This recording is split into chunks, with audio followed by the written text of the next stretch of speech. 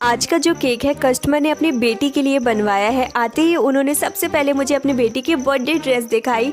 White और purple और dark pink ऐसे कलर कॉम्बिनेशन पर थी, बहुत प्यारी लग रही थी। उन्हें केक भी इन्हीं कलर कॉम्बिनेशन पर चाहिए था। यहाँ तक उन्होंने बर्थडे डेकोरेशन भी इन्हीं कलर कॉम्बिनेशन के बलून से किया था। ऐसे बर्थडे ना बड़े अच्छे लगते हैं, ड्रेस भी सेम हो, केक भी वैसे ही कलर कॉम्बिनेशन पर हो और बर्थडे डेकोरेशन भी वैसे ही हो। तो और मैंने कस्टमर से ये पूछा भी था कि हो सकता है कि अगर ये कलर कॉम्बिनेशन केक पर अच्छा ना लगे तो क्या मैं चेंज कर सकती हूँ। तो उन्होंने कहा था नहीं, आप वैसा ही बनाइएगा। तो मैंने वैसा ही बना दिया। पर सच बताऊँ, मुझे ये डार्क पिंक कलर से ना जो मैं ड्रिपिंग कर रही हूँ वो कलर